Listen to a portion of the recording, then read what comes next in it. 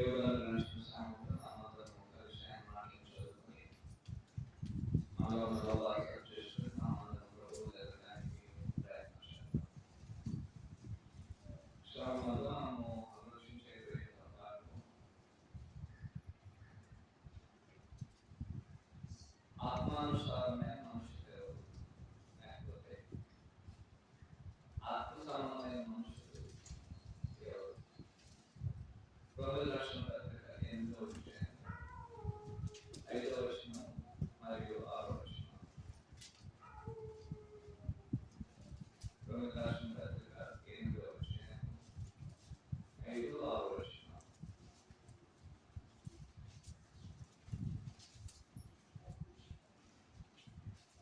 శరీరానుసారుడు శరీర విషయముల మీద మనసుందరు, ఆత్మానుసారుడు ఆత్మ విషయముల మీద మనసుందరు. శరీరానుసారమైన మనసు మరణము, ఆత్మానుసారమైన మనసు జీవము సమాధానం ఉన్నది.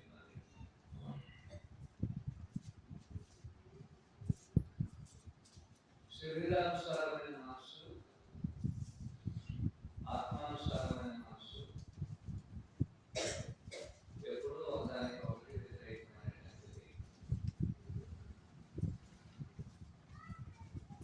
ఆ శరీరానుసారమైన మనసు కలిగిన వారు, ఆత్మానుసారమైన మనసు కలిగిన వారు ఎల్లప్పుడూ ఒకే రకంగా జీవించలేరు. వాస్తవానికి ప్రతి స్థానిక సంఘంలో 3 రకాలైన జనులు నివసిస్తారు. ఆ 3 రకాలైన ప్రజలు, ఒకటి శరీరానుసారమైన మనసు, శరీరానుసారమైన మనసు కలిగిన వారు ఎవరంటే పూర్తిగా భౌతికమైన విషయముల గురించి ఆలోచన చేస్తూ లోక సంబంధమైన కార్యముల గురించి చర్చిస్తూ శరీరములకు ప్రాధాన్యతనిస్తూ పూర్తిగా ఆత్మ సంబంధమైన జీవితానికి దూరంగా జీవించేటువంటి వారు. అలాంటి కుసంబంధమైన జీవితాన్ని జీవించడానికి తెలుసు తెలియకుండా ప్రభువునందు జీవించాలని ఏదో ఒక రకమైన ఒత్తిడి చేత, ఏదో ఒక రకమైన ఆలోచన చేత ప్రభువులోనికి వచ్చి అలా గడిపేటప్పుడు వీరెల్లప్పుడూ ఏం చేస్తారంటే శరీరానుసారమైన ఆలోచనలే కలిగి ఉంటారు, భూసమైన ఆలోచనలే కలిగి ఉంటారు. అయితే అలాంటి శరీరానుసార జీవితం అనేది ఆత్మానుసారమైన విషయములను వారు ఆలోచన చేయడానికి వారికి సహాయం ఉంటుంది. అలాంటి విషయములను వారు చర్చించడానికి వారు ఎక్కువ మనసును చూపించరు. అలాంటి మనుషులు సంఘంలో ఉంటారు. వారు పూర్తిగా మనం ఆలోచన చేసి ఆత్మ సంబంధమైన విషయాల గురించి తెలుసుకోవడానికి వారికి అసలు ఇష్టంగా ఉంటుంది. వస్తున్నాం, ఆరాధన చేసుకుంటున్నాం, వెళ్ళిపోతాం. మళ్ళా వచ్చే వారం వస్తాం, కూర్చుంటాం, ఆరాధన చేసుకుంటాం. దీనివల్ల ఆరాధన వల్ల నష్టం ప్రయోజనం ఏంటి? నేను క్రైస్తవుడు అవడానికి ఎందుకు నేను క్రైస్తవుడిగా జీవించాలి? ఎందుకు నేను క్రైస్తవుడు అవ్వాలి? ఎందుకు నేను యేసుక్రీస్తు నామములో బాప్తిసం తీసుకోవాలనే విషయాల మీద పూర్తి అవగాహనలో ఎందుకు క్రైస్తవులయ్యారు? ఎందుకు మీరు విశేషమైన బాప్తిసం తీసుకున్నారు? ఎందుకు మనం ఈనాడు క్రైస్తవులు జీవిస్తున్నామని ఇప్పుడు మనం ప్రశ్నించాను. సరే, చాలా మంది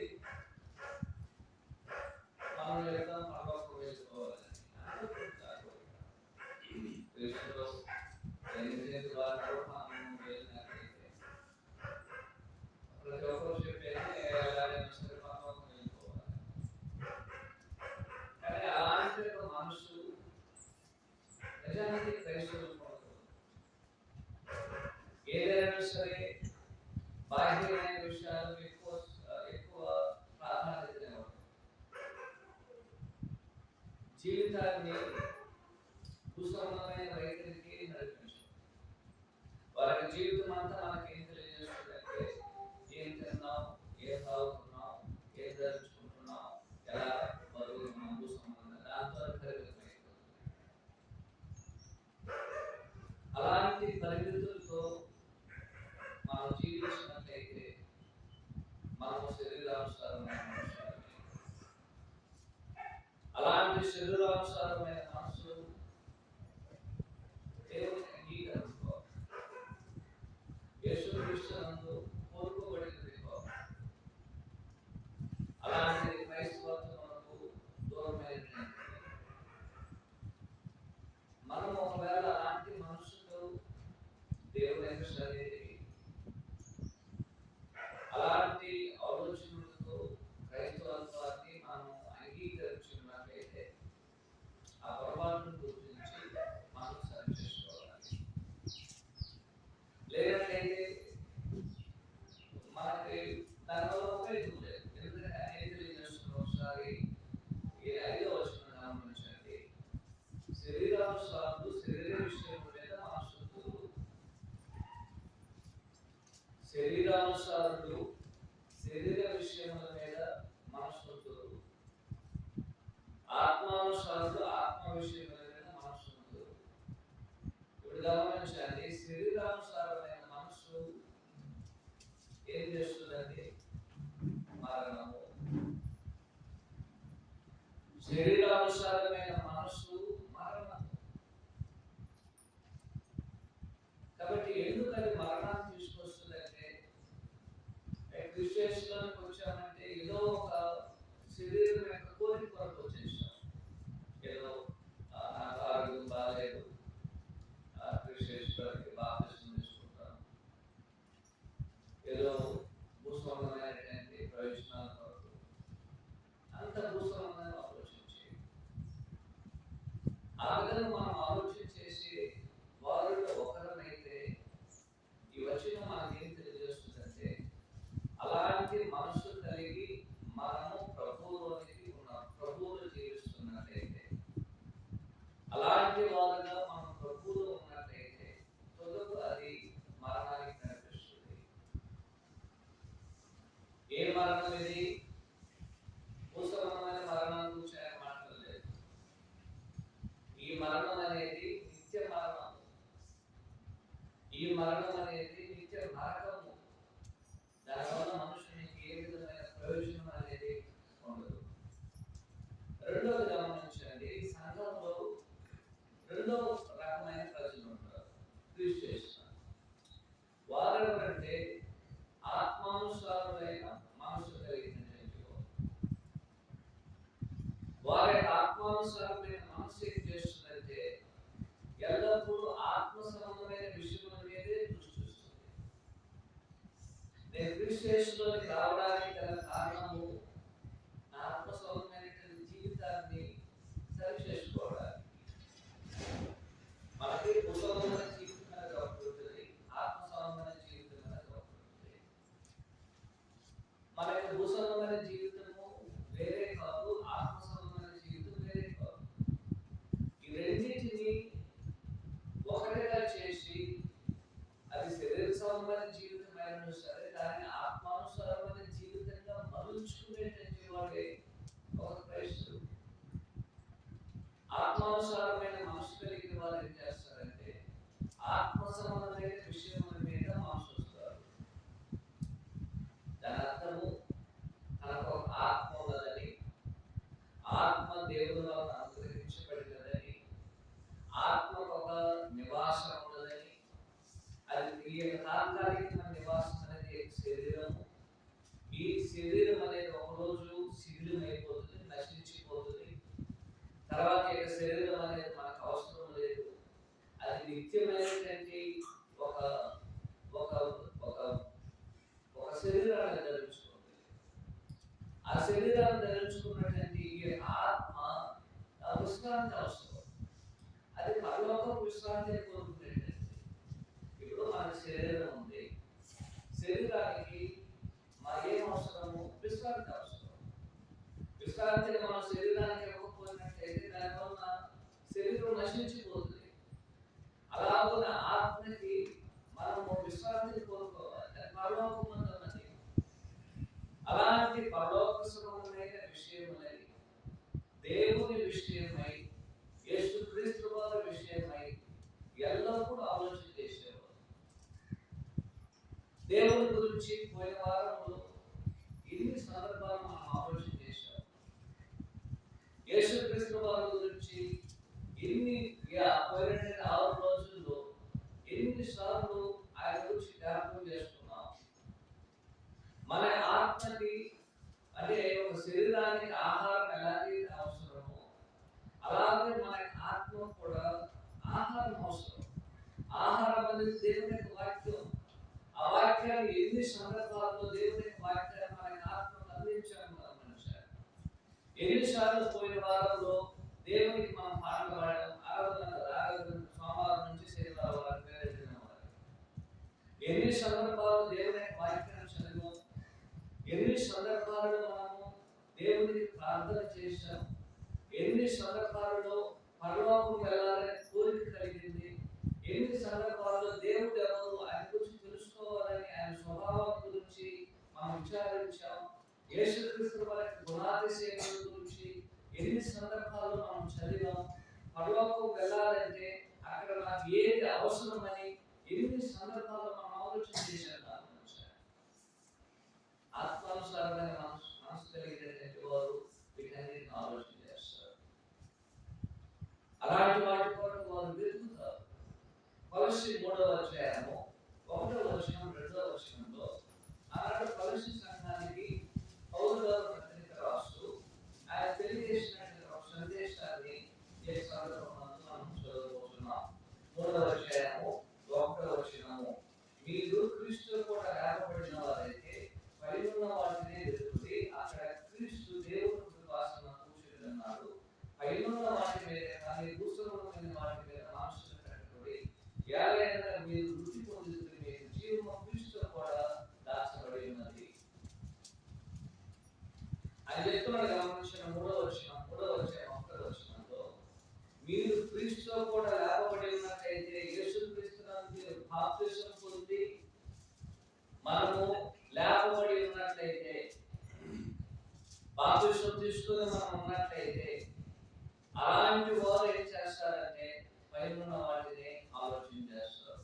అంటే దాని అర్థము నిజముగా నేను క్రైస్తవుడు అవడానికి గల కారణం ఏంటంటే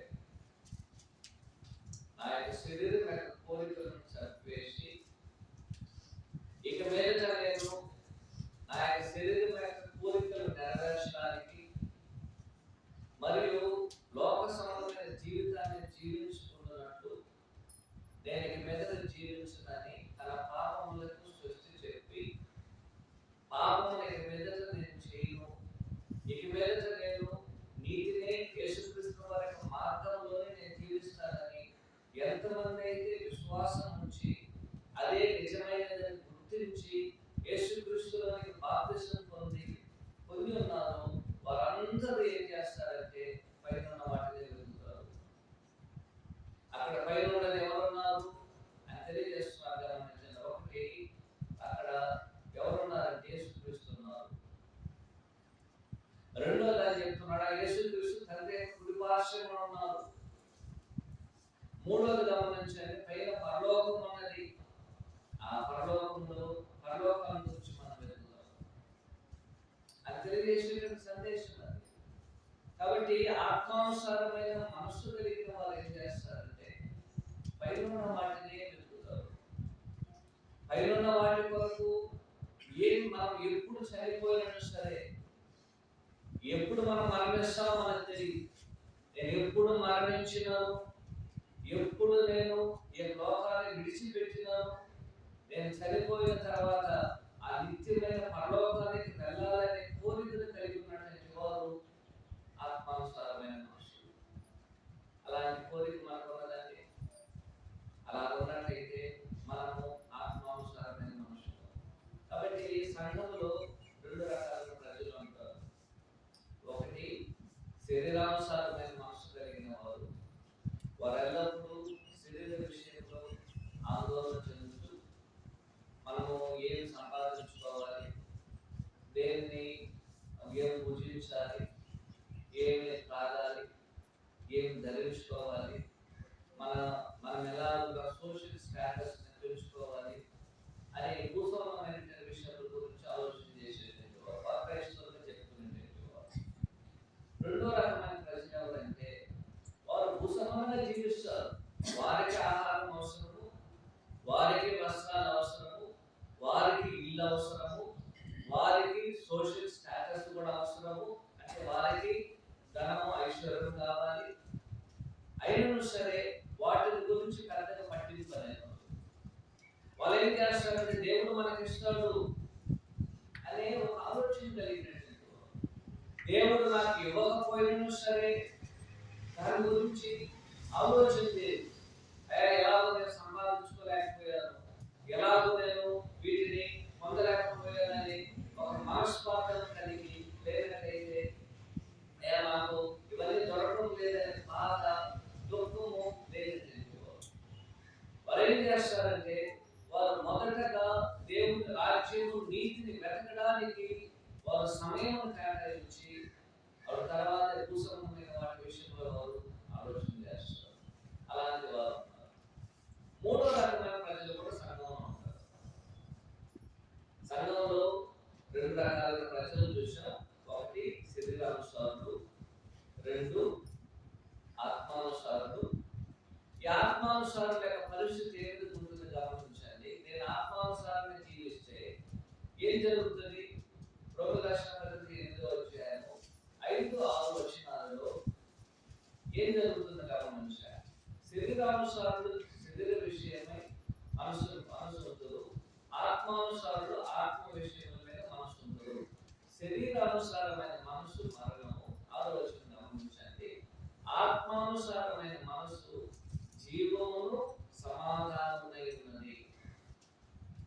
నేను ఆత్మానుసారంగా జీవించినట్లయితే అది జీవమును ఇస్తుంది, అది నాకు మేలు చేస్తుంది, నిత్య జీవానికి వైపు నడిపిస్తుంది. రెండోది, అది నా జీవితానికి సమాధానం ఇస్తుంది, అశాంతినివ్వదు, దుఃఖమునివ్వదు. నేను ఏ పరిస్థితిలో ఉన్నాను, ఎలాంటి సమస్యలో ఉన్నాను, ఎంత వ్యాధి బాధలో ఉన్నాను, అది నాకేం చేయదు, అసమాధానం ఇవ్వదు అని చెప్తున్నాడు. అలాంటి మనసు అనేది సమాధానకరమైనటువంటిది. కాబట్టి ఒకటి శరీరానుసారమైన మనసు కలిగిన వారు అది ఎక్కడికి దారి తీస్తుందంటే మరణానికి దారి తీస్తుంది.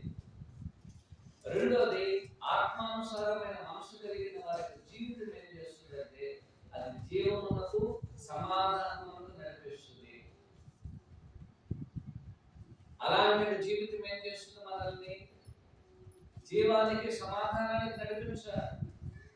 అలాంటి మనసు కలిగినటువంటి వారు ఉంటారని రోమ 8వ అధ్యాయం 6వ వచనం తేటగా తెలియజేస్తుంది. ఇప్పుడు మూడో రకమైన ప్రజలు ఉంటారు సంఘంలో. ఈ రెండు రకమైన ప్రజలు మాత్రం కాదు.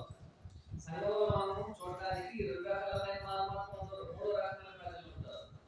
వారు ఎవరంటే 2 తిమోతి 3వ అధ్యాయము 5వ వచనం పరిగణించబడిన వారు.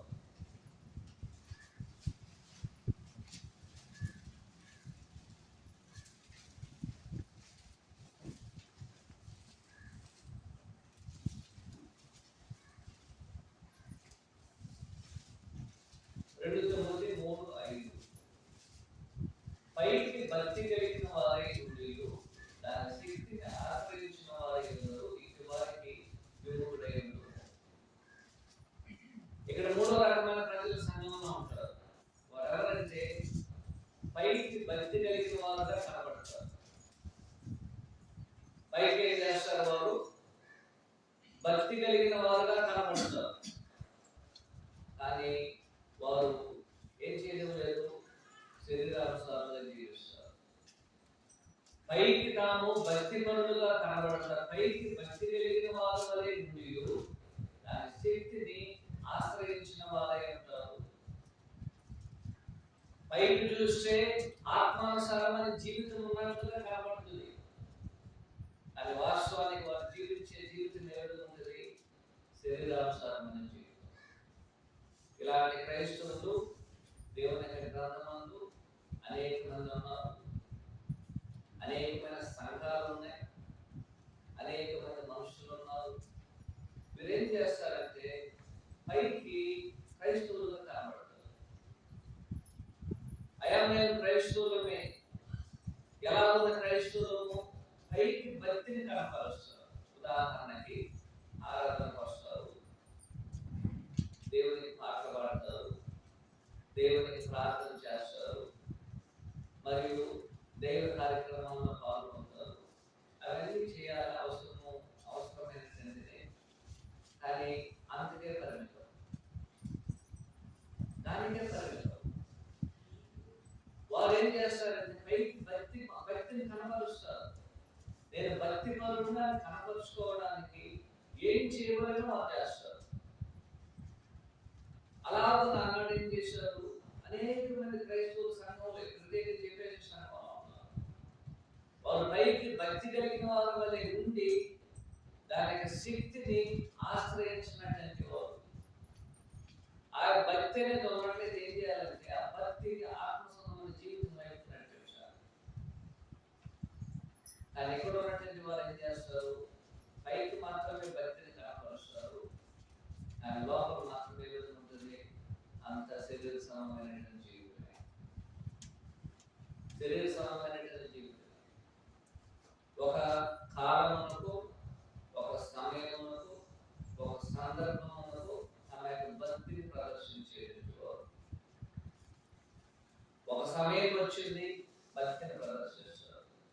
ఒక సందర్భం వచ్చింది, భక్తిని ప్రదర్శిస్తారు. కానీ నిజంగా చూసినట్లయితే వారు భక్తి పరులు. వారు ఎలాంటి వారంటే పైకి మాత్రము క్రైస్తవులుగా కనబడి లోపల శరీరానుసారమైన మనసు కలిగినటువంటి వారు. ఇలాంటి వారు ప్రతి సంఘంలో, ప్రతి కుటుంబంలో ఎక్కడైనా సరే కనబడతారు. వారి యొక్క భక్తి అనేది ఏం చేయడం లేదు, వారి జీవితాన్ని మార్చడం లేదు. వారికి ఉన్నటువంటి భక్తి వారి జీవితాన్ని మార్చాలి. నాకున్న భక్తి నన్ను మార్చేయాలి, ఈ యొక్క క్రైస్తవునిగా మార్చాలి. నాకున్నటువంటి భక్తి నన్ను నిజమైన క్రైస్తవుడిగా మార్చాలి. ఈనాడు అనేక మంది ఏం చేయడం లేదంటే ఆ భక్తి తన జీవితాల్లో మార్చడం లేదు. వారు క్రిస్టియన్స్లో రావడానికి ముందు ఎలా ఉంటారు, క్రిస్టియన్స్లోకి వచ్చిన తర్వాత కూడా అలాగే ఉంటారు. అదే మనసు, అదే హృదయం, అదే ఆలోచన. ఒక క్రైస్తవుడు ఎలా జీవించగలేను, క్రైస్తవుడు ఎలా మాట్లాడగలేను, క్రైస్తవుడు ఏ విధంగా ఆలోచించగలేను, క్రైస్తవుడు ఎలా ప్రవర్తించగలేను, ఇవన్నీ ఎరగకుండానే పైకి భక్తి కలిగిన వారుగా కనబడి వారి శరీర సంబంధాలు జీవించేటువంటి మూడో తేడాలు. ఈ మూడు తేడాలలో మనం ఎవరము మనమే పరీక్షించుకున్నాం. నేను పరీక్షించుకుంటాను, మీరు పరీక్షించుకుంటాం. ఒకటి, నేను శరీరానుసారమైన మనసు కలిగి జీవిస్తున్నాను, అది మరణానికి నడిపిస్తుంది. రెండు, ఆత్మానుసారమైన మనసు కలిగి జీవిస్తున్నాను, అది నన్ను జీవనకు సమాధానం నడిపిస్తుంది. మూడు, పైకి భక్తి కలిగి లోపల దాని శక్తిని ఏ విధంగా, దాని శక్తి నా జీవితంలో ప్రయోజనకరంగా లేకుండా ఉన్నదా, దానివల్ల ఏ విధంగా ప్రయోజనం లేదు, అది నష్టమే. అలాంటి జీవితం వేషధారుల యొక్క జీవితం. కంటికి కనబడేటువంటి అప్పుడు భక్తిని కనపరచడం లేని సందర్భాల్లో వారు నిజమైనటువంటి దూషణమైన జీవితాన్ని జీవించేటువంటి వారు.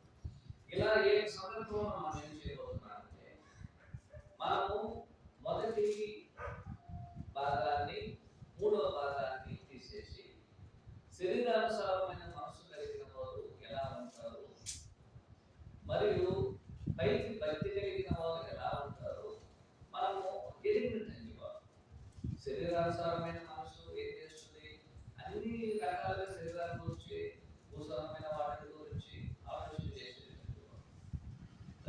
మూడో రకమైన మనుషులు ఎవరు?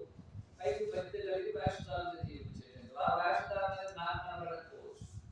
నా వేషధారణ మీకు కనపడకపోవచ్చు, మీ యొక్క వేషధారణ నాకు కనపడకపోవచ్చు. కానీ మనందరి వేషధారణ ఒకవేళ మనం అలాంటి పైకి భక్తి జరిగిన వాళ్ళకి కనబడినట్లయితే మనలందరినీ ఎవరు చూస్తున్నారు? పరలోకమున్న దేవుడు చూస్తున్నారు. ఆయన తీర్పు తెచ్చారు. నేను తీర్పు తెచ్చలే, మీరు తీర్పు తెచ్చలే. కాబట్టి అది దేవుడికి వదిలేద్దాం. అయితే మనం ఏం చేద్దామంటే ఆత్మానుసారమైన మనసు కలిగినటువంటి వారు ఆత్మానుసారమైన జీవితానికి నడిపించబడినట్లయితే వారికి ఉన్నటువంటి లక్షణాలు ఏమిటి? ఆత్మానుసారమైన మనస్సును నేను కలిగి ఉన్నట్లయితే వాళ్ళు ఏం చేస్తారు? వారిని ఎలాగో మనము కనుగొనడం, వారిని ఎలాగో సంఘంలో మనం కనుగొనడం, వారిని ఎలాగున్నా మనం గుర్తించగలం అని మనం ప్రశ్న వేసుకొని ఆత్మానుసారమైన మనసు కలిగినటువంటి వారు ఎలాగో జీవిస్తారో ఒక 5 పాయింట్లను మనము ఆలోచించేద్దాం. ఒకటి ఏమిటంటే ఆత్మానుసారమైన మనసు కలిగిన వారు నిజముగా నూతన జీవితాన్ని జీవించేవారు. నిజంగా వారు ఎవరండి? నూతన జీవితాన్ని జీవించేటువంటి వారు. వారికి జీవితం అంతా కొత్తగానే ఉంటుంది. వారికి జీవితం అంతా కూడా కొత్తగానే ఉంటుంది. దాని అర్థం ఏమిటి? వారికి జీవితము క్రీస్తు యేసులో రావడానికి ముందుగా, క్రీస్తు యేసులో వచ్చిన తర్వాత వ్యత్యాసం అనేది ఉంటుంది. ఒక వ్యత్యాసం అనేది ఉంటుంది. ఆ వ్యత్యాసం అనేది ఏమిటి? ఆ వ్యత్యాసం అనేది ఏమిటంటే క్రీస్తులో రాకడానికి ముందుగా నా జీవితం వేరే, క్రీస్తు యేసులోకి వచ్చిన తర్వాత అంతకాలం కొత్తగా కనపడాలి. 2 కొరింథీ 5వ అధ్యాయము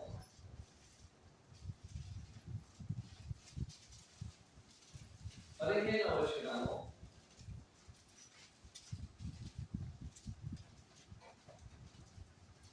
2 కొరింథీ 5వ అధ్యాయం 15వ వచనం. కాగా ఎవడైనను క్రీస్తు యేసునందు ఉన్నాయనగా వాడు నూతన సృష్టి, పాతవి గతించెను, ఇదిగో కొత్తవాయెను. ఏం చెప్తున్నారో గమనించండి. ఎవరైనా క్రీస్తు యేసునందు ఉన్నట్లయితే, మీరు నేను క్రీస్తు యేసునందు ఉన్నట్లయితే, ఎవరైనా సరే, దాంట్లో స్పెసిఫిక్ అని లేదు, అంటే ఒక ప్రత్యేకమైనటువంటి వారు లేదు. అది ఎవరైనా సరే, ఎవరైనా క్రీస్తు యేసునందు ఉన్నాయనగా, మీరు నేను లోకంలో మరి ఎవరైనా సరే క్రీస్తు యేసునందు ఉన్నట్లయితే వారికి జీవితం అనేది ఏ విధంగా ఉంటుందంట?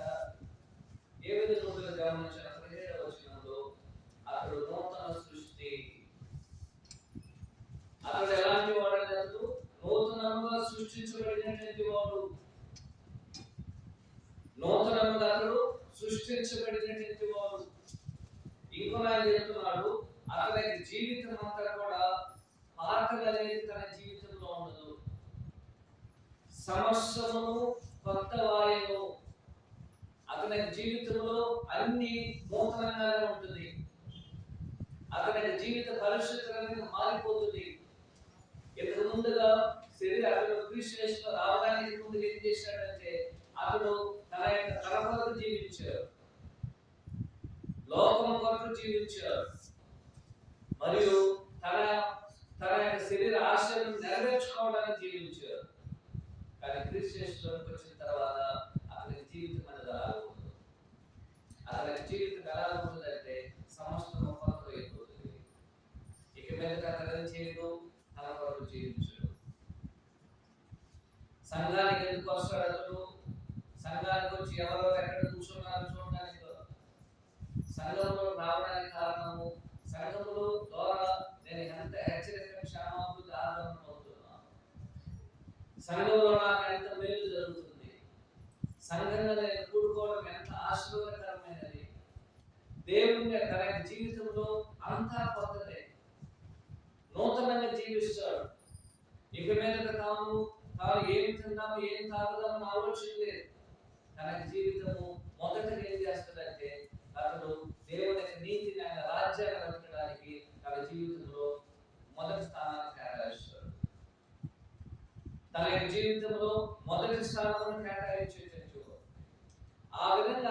క్రీస్తు యేసునందు ఉండవలేనంటే అతడు మొదట క్రీస్తు యేసునందు జన్మించాడు. అతనే నూతనంగా జన్మించడం. ఒకటి యోహాను సువార్త 3వ అధ్యాయము 5వ వచనం మనకి ఏం తెలియజేయబడిందంటే, ఒకడు నూతనంగా జన్మించితే తప్ప, ఒకడు నూతనంగా జన్మించి ఆత్మూలంగా జన్మించితే తప్ప అతడు ఎలాంటి కోరికలు కలిగి ఉండలేడు. యోహాను సువార్త 3వ అధ్యాయము 5, 6 వచనాలలో యేసు ఇట్లనగా, ఒకడు నీతి మూలముగా ఆత్మ మూలముగా జన్మిస్తే కానీ దేవుని రాజ్యంలో ప్రవేశించలేదని నీతో నిశ్చయముగా చెప్తున్నాను. శరీర మూలంగా జన్మించినది శరీరము, ఆత్మ మూలంగా జన్మించినది ఆత్మమైనది. ఒకడు కొత్తగా జన్మించాలి. ఒకడు కొత్తగా జన్మించితే తప్ప ఇలాంటి ఆలోచన రావు. ఎలాంటి ఆలోచన రాదంటే అతని జీవితంలో సమస్తము కొత్తగా కాదు. అతను అలాగనే ఉంటాడు. 6వ వచనంలో శరీరం మూలం జన్మించి శరీరం ఆత్మ మూలంగా ఆత్మమైనది. 7వ వచనం గమనించండి. యోహాను పత్రిక 3వ అధ్యాయం 7వ వచనంలో, మీరు కొత్తగా జన్మించవలెనని మీకు చెప్పినందుకు ఆశ్చర్యపడవద్దు.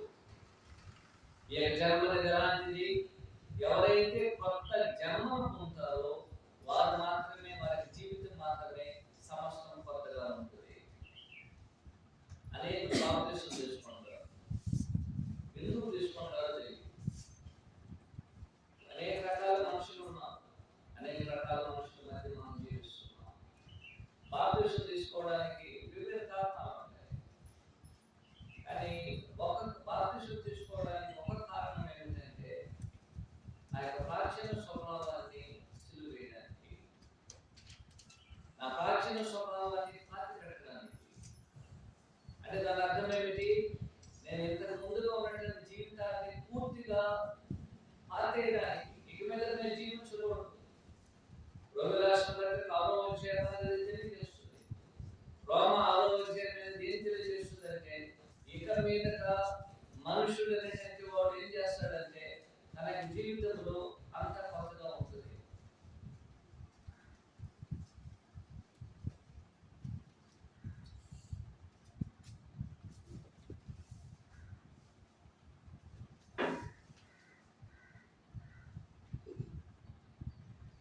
కాబట్టి ఒక వ్యక్తి కొత్తగా జన్మించితే తప్ప,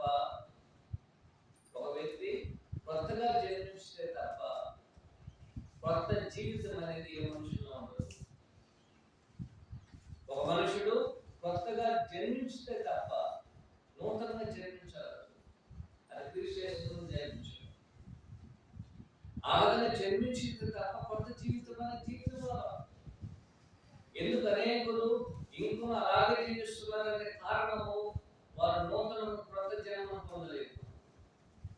అయ్యా బాప్తిస్మం ఉద్దేశం నీళ్ళలో మునిగి, వారు నీళ్ళలో మునిగారు, లేచేశారు. నీళ్ళలో మునిగారు, లేచారు. ప్రతిరోజు అదే చేస్తున్నాం. నీళ్ళలో మునుగుతాం, లేస్తాం. ప్రతిరోజు చేస్తాం. దానికి బాప్తిస్మానికి ఏమి చేస్తాం లేదు. ఒక వ్యక్తి కొత్తగా జన్మించడం అంటే, మొదటగా కొత్తగా జన్మించేటువంటి వ్యక్తి తన యొక్క పాపములో తన యొక్క ప్రాచీన స్వభావాన్ని సమాధి చేసి నూతన జీవమును పొంది పైకి లేచేటువంటి వాడు.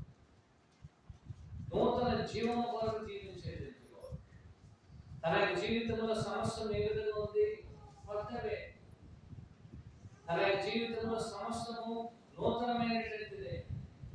అలాంటి యొక్క జీవితమును జీవించడానికి జీవించేటువంటి వారే ఆత్మానుసారమైన మనసు కలిగిన వారు. ఇక మీద తను ఏం చేయడు? తన కొరకు ఎక్కువ ప్రాధాన్యతనివ్వడు, లోకానికి ఎక్కువ ప్రాధాన్యతనివ్వడు. అతను ఇచ్చే మొదటి ప్రాధాన్యత ఏమిటంటే యేసుక్రీస్తు వారే.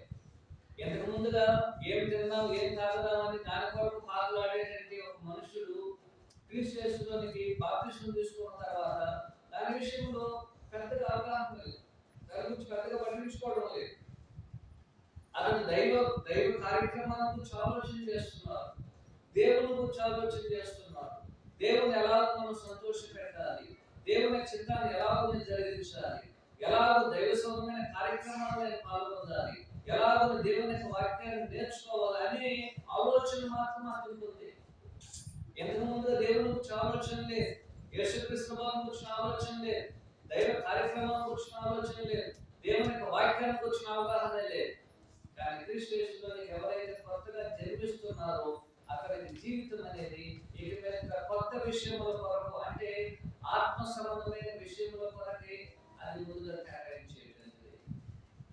ఇప్పటి వరకు మనం అలాంటి వారిలో ఒకరిగా లేనట్లయితే ఇప్పటికైనా సరే దేవుడు మనకు అవకాశం ఇచ్చున్నాడు. మన జీవితాన్ని మనం మార్చుకున్నాం. మన జీవితము నూతనమైన జీవితానికి ముందుకు తీసుకెళ్తాడు. ఆ నూతనమైన ఆయన జీవితం అనేది ఒక నూతనంగా ఉండాలి, కొత్తగా ఉండాలి. సమస్తము కొత్తగా ఉండాలి. అలాగున్న నూతన జీవము లేక నూతన జీవితం జీవించేటువంటి వారే ఆత్మ సంబంధమైన మనుషులు.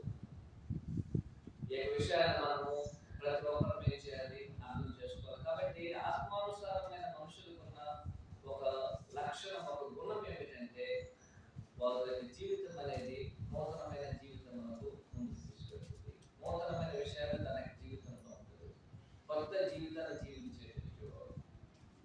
రెండోది ఏమిటంటే ఆత్మానుసారమైన మనుషులకున్న ఒక రెండో లక్షణము మేలు కీడులను ఎరిగి మేలు చేసేటువంటి వాడు. ఆత్మానుసారమైన మనుషులకు ఉన్నటువంటి ఒక గుణం అది మేలేది కీడేది అని అవగాహన చేసుకొని దానిని అర్థం చేసుకొని మేలును జరిగించేటువంటి వాడు. ఒకసారి హెబ్రీ రాసిన పత్రిక 5వ అధ్యాయం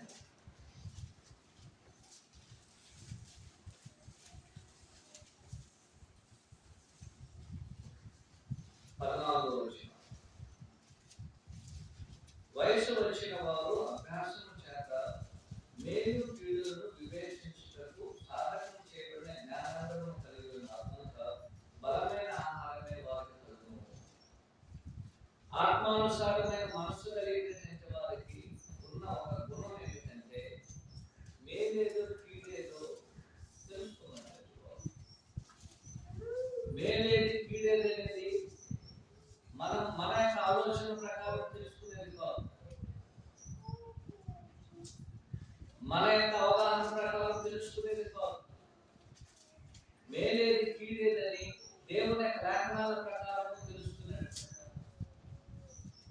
దేవుని యొక్క లేఖనాల ప్రకారము ఏది మేలు ఏది కీడు అనే ఒక అభ్యాసం చేసేటువంటి అయా దేవుని దృష్టిలో ఏది మేలు, యేసుక్రీస్తు వారి యొక్క మాటల్లో ఏది మేలు, దేవుని యొక్క లేఖనములలో ఏది మేలు అని మేలును మరియు ఏది దేవుని యొక్క దృష్టిలో ఏది కీడు, యేసుక్రీస్తు వారి యొక్క దృష్టిలో ఏది కీడు, లేఖనములలో ఏది కీడు అనేసి ఒక విభజన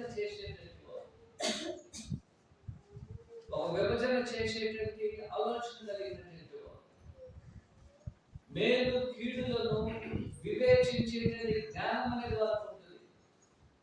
మేలు ఏదైతే ఉంటుందో కీడు ఏదైతే ఉంటుందో వారు స్పష్టంగా ఎరిగి ఉంటారు. ఆయన చేశాను, నాకు తెలియకుండా చేశానని చెప్పడం. ఇది మేలైతే ఆ మేలు జరిపిస్తారు. దేవుని దృష్టిలో లేఖనానుసారంగా నా దృష్టిలో కొన్ని మేలుగా ఉండొచ్చు, మీ దృష్టిలో కొన్ని మేలుగా ఉండొచ్చు. నాకు మేలు కనిపించేది మీకు మేలు కాకపోవచ్చు, మీకు మేలుగా ఉన్నది నాకు మేలుగా ఉండకపోవచ్చు. కానీ మనందరి దృష్టిలో ఒకటి నిశ్చయంగా ఆలోచించాల్సినటువంటి విషయం, దేవుడు ఏ మేలును చెప్తున్నాడో దానిని మేలుగా మనం అంగీకరించాలి. దేవుని యొక్క లేఖనములు అనేది ఏది మేలును చెప్తున్నదో దానిని మనము తెలుసుకోవాలి. ఏది కీడును చెప్తున్నాడో దానిని మనం మేలు కీడులను ఎరిగి వాటిని మనం అభ్యాసము చేత మేలును చేస్తూ కీడును ద్వేషించడం. ఇలాంటి ఒక మనస్సు కలిగినటువంటి వారే ఆత్మానుసారమైన మనస్సు కలిగినటువంటి వారు. ఈ మనస్సు ఎంతమందికి మనం ఉండాలంటే మంది ఆ విధంగా ఆలోచన చేస్తున్నాం. ఉదాహరణకి అబద్ధము మీద మీద మనుషుల యొక్క దృష్టిలో ఒక అబద్ధం చెప్పడం పెద్దగా కీడు అనిపించదు. ఎందుకంటే దానివల్ల పెద్ద నష్టం లేదు. ఒక అబద్ధం చెప్పడం వల్ల మనుషులు ఏమనుకుంటారంటే నాణ్యం ఏముంది, ఒక చిన్న అబద్ధమే కదా. అది మనుషుల యొక్క దృష్టిలో సర్వసాధారణం.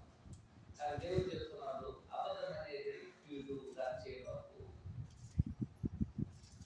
ఎందుకంటే అబద్ధులు అందరూ రెండో మరణంలోకి వెళ్తారు, నరకంలోకి వెళ్తారు.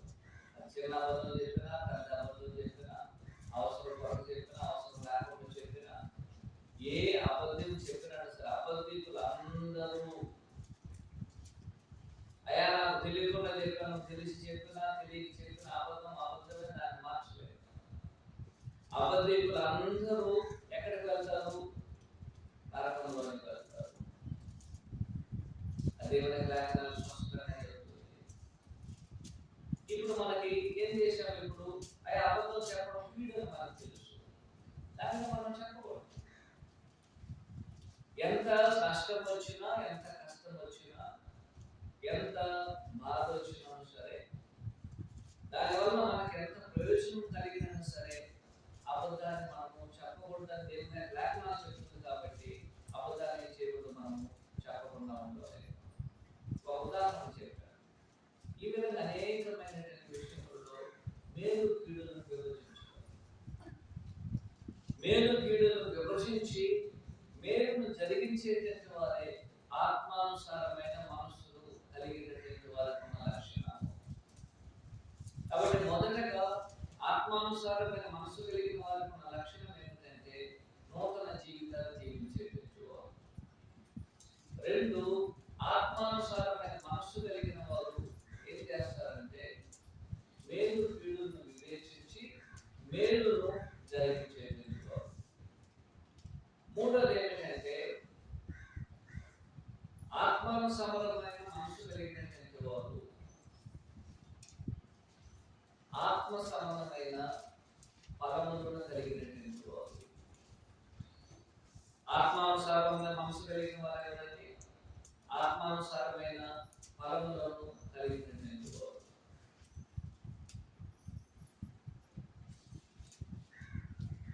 నేను ఆత్మానుసారమైన మనస్సును కలిగి ఉన్నట్లయితే నేను ఆత్మ సంబంధమైన ఫలములను కలిగి జీవించాలి. అది గుర్తు. ఆత్మానుసారమైన మనస్సును నేను కలిగి ఉన్నాను, కానీ ఆత్మ ఫలములు నాలో లేనట్లయితే నేను ఆత్మానుసారమైన మనస్సును కలిగినటువంటి వాడిని కాదు. ఈ సత్యాన్ని మనమందరము అర్థం చేసుకోలేదు. అర్థం చేసుకోకపోయినట్లయితే మనము పొరబడడానికి అవకాశం అనేది ఉంటున్నది. ఈనాడు అనేక మంది ఆత్మానుసారమైన మనస్సు కలిగిన వారు చెప్పుకొని ఆత్మానుసారమైనటువంటి ఫలములను లేనటువంటి వారికి ఈనాడు జీవిస్తున్నారు. నా దగ్గర ఆత్మస్వరం ఫలము లేకపోతే నేను ఎలాగో ఆత్మానుసారమైన మనస్సును కలిగి ఉన్నాను. ఆత్మస్వరమైనటువంటి జీవితం అనేది ఆత్మానుసారమైన ఫలములను కలిగి ఉండాలి. ఆత్మ ఫలములు నాలో కనబడాలి. అలాంటి ఆత్మ ఫలములు దేవుని గ్రంథమందు నాకు స్పష్టంగా తెలియజేయబడింది. గలతీ రాసిన పత్రిక 5వ అధ్యాయంలో ఆత్మ ఫలముల గురించి మనం అందరం ఎరిగినటువంటి వారు. 22వ వచనంలో ఆత్మ ఫలమేమనగా ప్రేమ, సంతోషము, సమాధానము, దీర్ఘశాంతము, దయాలత్వము, మంచితనము, విశ్వాసము, సాత్వికము, ఆశా నిగ్రహము. ఈ ఆత్మ సంబంధమైన ఫలములను కలిగి ఉన్నట్లయితే, ఈ ఫలములు అనేది మనం కలిగి ఉన్నట్లయితే ఆత్మానుసారమైన మనస్సును కలిగి ఉన్నట్లుగా ఆత్మానుసారమైన మనస్సును కలిగి ఉన్నాము అనుకున్నట్లయితే ఈ గుణాలు ఉండాలి. మనలో ప్రేమ ఉండాలి, సంతోషం ఉండాలి, సమాధానం ఉండాలి, దీర్ఘశాంతం ఉండాలి, విశ్వాసం ఉండాలి, మంచితనం ఉండాలి, సాత్వికం ఉండాలి, ఆశా నిగ్రహం ఉండాలి. ఈ ఆత్మ సంబంధమైన ఫలాలను మనం కలిగి ఉండకపోతే మనం ఆత్మానుసారమైన మనుషులు కాదు. ఆత్మానుసారంగా మనం జీవించడం లేదు.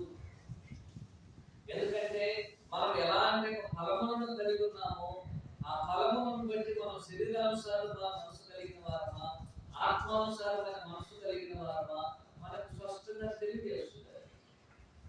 మనము ఎల్లప్పుడూ మన దగ్గర సరే విగ్రహారాధన, అభిషేకం, భోగాల, శరీర జాగ్రత్తము, అపవిత్రత, కామకర్తము, విగ్రహారాధన, అభిషేకము, ద్వేషము, కలహము, మత్సరము, క్రోధములు, కక్షలు ఇవన్నీ మన దగ్గర ఉండాలనుకోవాలి. నేను ఆత్మ సంబంధమైన మనసు కలిగిన వారితో, ఆత్మానుసారమైన మనసు కలిగిన వారితో, ఒక ఆత్మ సంబంధమైన మనుషుని కాదు నేను.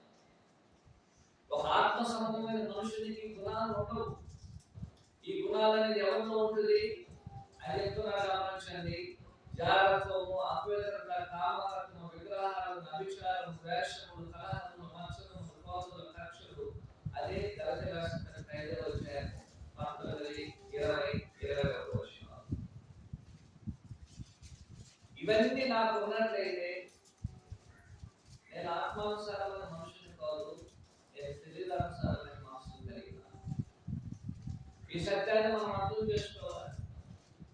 నేను శరీరానుసారమైన మనసు కలిగి ఉన్నానా, ఆత్మానుసారమైన మనసును కలిగి ఉన్నానా, ఈ గుణాతిశయం నాలో ఉన్నదని పరీక్షించుకోవడానికి మనము ఆలోచన చేసేటువంటి విషయాలు. కాబట్టి మొదటగా ఆత్మానుసారమైన మనుషులుగా మనం ఉన్నట్లయితే ఒకటి మన జీవితం అనేది నూతనమైన జీవితం ఉంటుంది.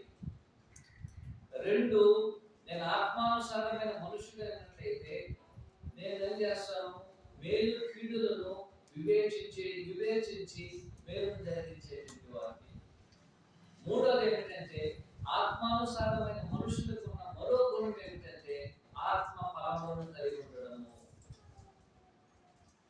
ఆత్మ ఫలములను కలిగి ఉండాలి. ఇక్కడ మాత్రం అది ఎఫెసీయుల పత్రికలో తెలియజేయబడింది, 2 పేతురు పత్రిక 1వ అధ్యాయంలో తెలియజేయబడింది. ఇవన్నీ ఆత్మ ఫలములను మనకు తెలియజేసే. ఆత్మ ఫలములను మనం కలిగి ఉండకపోతే మనము ఆత్మానుసారమైన మనుషులుగా దేవుడు మనల్ని గుర్తించలేడు, మనలో కూడా మనం ఆమెను గుర్తించుకోలేదు. కాబట్టి ఎవరైతే ఈ ఆత్మ ఫలములను కలిగి ఉన్నారో వారు ఆత్మానుసారమైన మనుషులుగా ఉన్నారు. 4వ పాయింట్ ఏమిటంటే ఆత్మానుసారమైన మనుషులు ఏం చేస్తారంటే ఎల్లప్పుడూ దేవుని ఆత్మతో సత్యంతో ఆరాధించేవారు. ఆత్మానుసారమైన మనసు కలిగినటువంటి వారికి ఉన్న మరో గుణం ఏమిటంటే వారు ఎల్లప్పుడూ ఏం చేస్తారని వారు దేవుని ఆత్మతో సత్యముతో ఆరాధించేవారు. యేసుక్రీస్తు వారి యొక్క విషయాన్ని ఆనాడు యోహాను సువార్త 4వ అధ్యాయం 24వ వచనంలో జాగ్రత్తగా తెలియజేశారు. ఏమని తెలియజేశారు? దేవుడు ఆత్మ కనుక ఆయన ఆరాధించేవారు ఆత్మతోను సత్యముతోను ఆరాధించబడేను. ఈ ఆరాధన అనేది ఆత్మ సంబంధమైనది.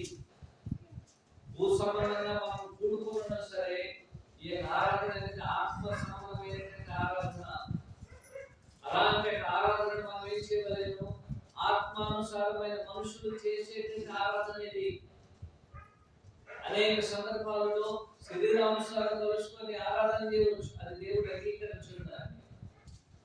అయితే ఆత్మానుసారమైన మనసు కలిగినటువంటి వారికి ఉన్న గుణం ఏమిటంటే వారందరూ ఆత్మతోనూ సత్యముతోనూ దేవుని ఆరాధిస్తారు. మనం ఇక్కడ కూడుకున్నటువంటి ఉద్దేశం అదే. దేవుని మనము ఆత్మతో సత్యముతో ఆరాధన చేయడానికి. ఈనాడు మనం ఈ విధంగా కూడుకున్నామంటే దాని యొక్క ప్రాథమికమైన ఉద్దేశం అది. ఈ ఉద్దేశంలో మనకి ఒక ప్రయోజనం ఉంది. ఏం ప్రయోజనం ఉందంటే మనం దేవుని ఆత్మతో సత్యంతో ఆరాధన చేయడానికి కూడుకున్నట్లయితే దేవుని లేఖనాలు చెప్తూ ఏం చేస్తుందంటే మీరు ఆత్మానుసారమైన మనసు కలిగిన వారు. ఇక్కడ దేవుని మనం ఆత్మతో సత్యంతో ఆరాధన చేయడానికి కూడుకొని ఎక్కడో ఇంద్రియుల గురించి ఎక్కడో మనం ఆలోచన చేస్తున్నట్లయితే ఆరాధన అంగీకరించబడదు. ఇక్కడ కూర్చొని దేవుని గురించి ఆలోచన చేయకుండా, దేవుని గురించి మనము విజ్ఞాతం ఇవ్వకుండా, యేసుక్రీస్తు యొక్క విషయముల గురించి మనం ఆలోచన చేయకుండా, దేవుని యొక్క సంగతుల గురించి మనం చర్చించకుండా, వాటిని గురించి ఆలోచన చేయకుండా మరి వేటిని గురించి మనం ఆలోచన చేసినా సరే మన ఆరాధన ఆత్మ సంబంధమైనది కాదు. అందులో దేవుని మనం దేవుని ఆత్మతో సత్యంతో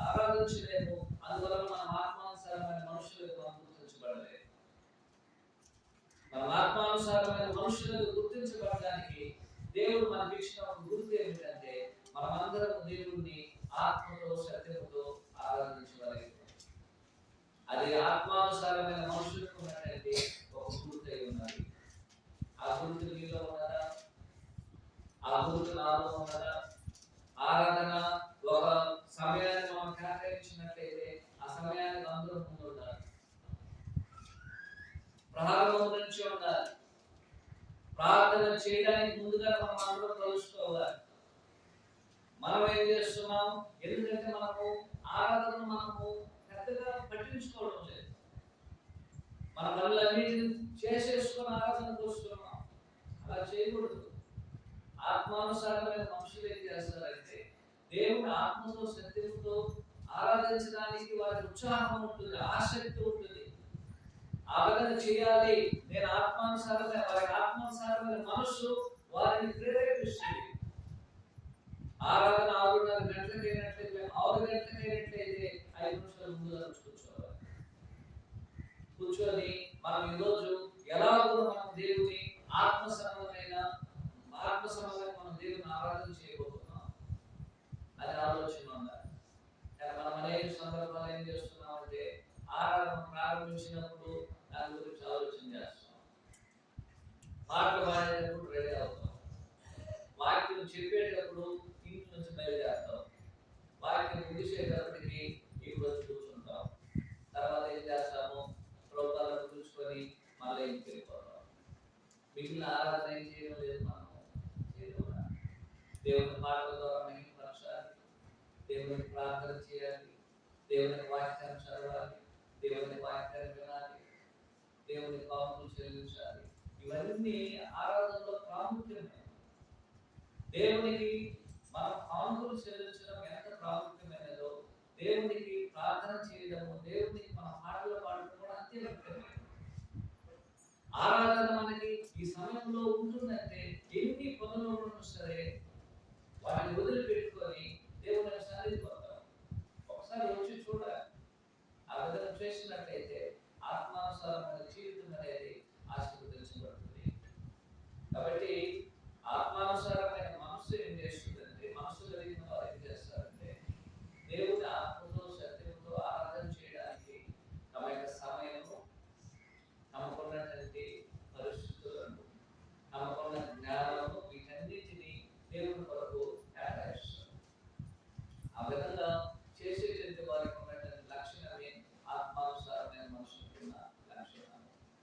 కాబట్టి ఈ సందర్భంలో మనం చదివిన అంశం ఏమిటంటే ఆత్మానుసారమైన మనుషులుగా మనం ఒకవేళ ఉన్నట్లయితే వారు ఉండాల్సినటువంటి గుణాలు ఏమిటి, వారికి ఉన్నటువంటి లక్షణాలు ఏమిటి? ఒకటి మనం ఏం చెప్పాము, ఆత్మానుసారమైన మనసు కలిగినటువంటి వారు అన్ని విషయాలను నూతనంగా వారు జీవిస్తారు. అది దేవుని దృష్టిలో నూతనమైంది. రెండోది, ఆత్మానుసారమైన మనుషులు ఏం చేస్తారంటే మేలు కీడులను వివేచించి మేలును జరిగించేవారు. మూడు, ఆత్మానుసారమైన మనుషులు ఎవరంటే దేవుని ఆత్మ సంబంధమైన ఫలములను కలిగి ఉన్నటువంటి వారు. అలాంటి వారు ఆత్మానుసారమైన మనుషులు. నాలుగు ఏమిటంటే దేవుని ఆత్మతో సత్యముతో ఆరాధన చేసేటువంటి వారి ఆత్మానుసారమైన మనుషులుగా దేవుని లేఖనం గుర్తించబడింది. కాబట్టి అలాంటి వారిలో మీరు నేను ఒకరిగా ఉండాలని, అలాంటి జీవితాన్ని మనం అందరము ఆలోచన చేయాలని. లేకపోతే మనం ఏమైపోతాము? తప్పిపోవడానికి అవకాశం ఉంది. ఆరాధన ఉద్దేశాన్ని మనం మర్చిపోవడానికి అవకాశం ఉంది. ఆత్మానుసారమైన జీవితం యొక్క ప్రాధాన్యతను మనం ఎరగకపోవడానికి అవకాశం ఉంది. ఆ ప్రాధాన్యతను గుర్తించి ఆత్మానుసారంగా జీవించేటువంటి వారే ఆత్మానుసారమైన మనుషులు. అలాంటి వారి వల్ల మనం అందరం ఉండాలని మేము ప్రేమతో కోరుకుంటూ నేను హెచ్చరించుకుంటూ ఈ కార్యక్రమం చూస్తున్నాను.